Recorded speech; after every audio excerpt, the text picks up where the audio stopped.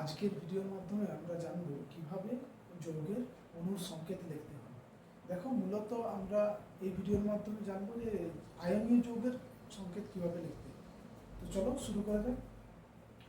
দেখো, কোনো আয়নীয় যৌগ কি কি নিয়ে তৈরি হয়? ক্যাটায়ন আর অ্যানায়ন।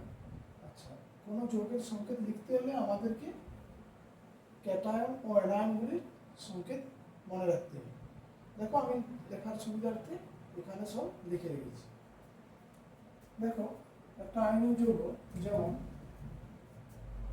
সোডিয়াম ক্লোরাইড, যদি আমরা এর সংকেত লিখি সোডিয়াম ক্লোরাইড, কিভাবে লিখব?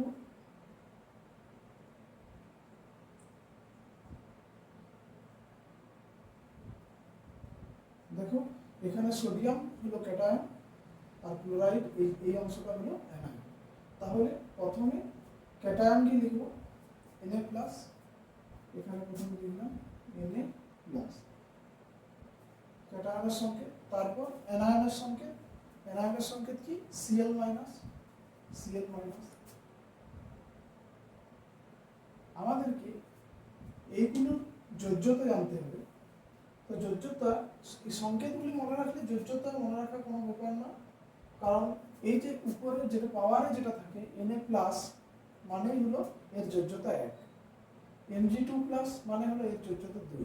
সেরকম ভাবে এইদিকেও যদি দেখি Cl- এর যোজ্যতা 1, O2- এর যোজ্যতা 2, S2- এর যোজ্যতা 2, SO4 এর যোজ্যতা 2, এরকম আর কি পাওয়ারগুলোই ওদের যোজ্যতা।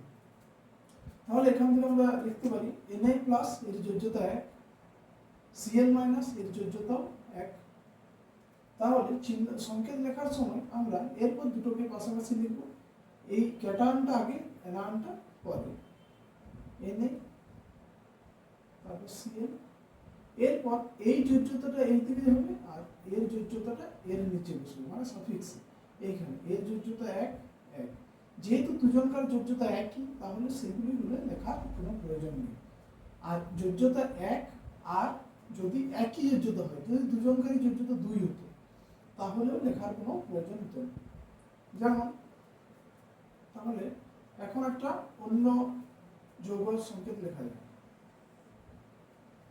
2 ধরো অ্যামোনিয়াম সালফেট,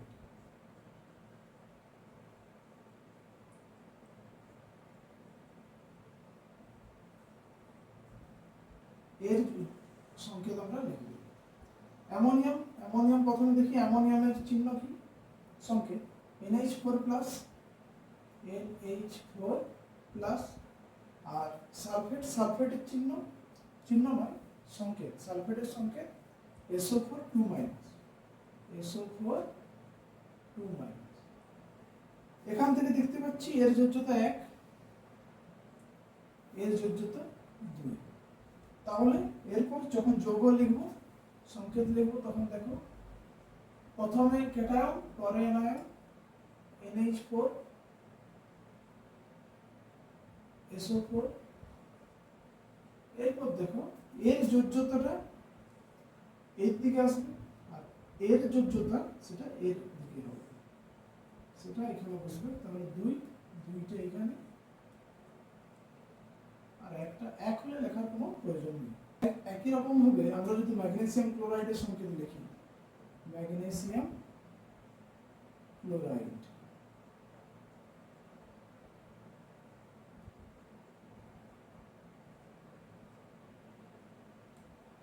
তাহলে প্রথমে ম্যাগনেসিয়ামের চিহ্ন লিখবে Mg2+,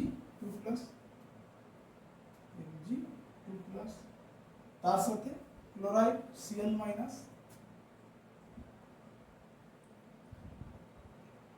এর যোজ্যতা তাহলে 2, এর যোজ্যতা 1। তাহলে এটা সংকেত লেখার সময় কিভাবে লিখব? MgCl, এর যোজ্যতা 8, এর যোজ্যতা এখানে MgCl2।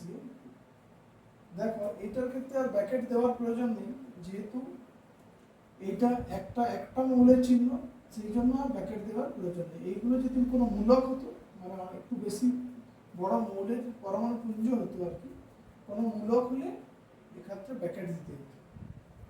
যদি আমরা আরেকটা লিখি ক্যালসিয়াম হাইড্রোক্সাইড, ক্যালসিয়াম হাইড্রোক্সাইড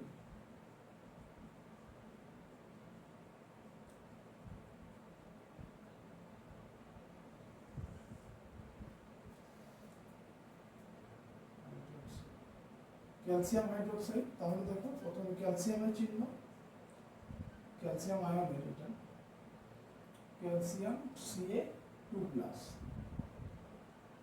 আর হাইড্রোক্সাইড OH-, তাহলে এর যোজ্যতা 2, এর যোজ্যতা 1। তাহলে যখন যোগ হবে কি, প্রথমে ক্যাটায়ন CaOH, এর যোজ্যতা এই দিকে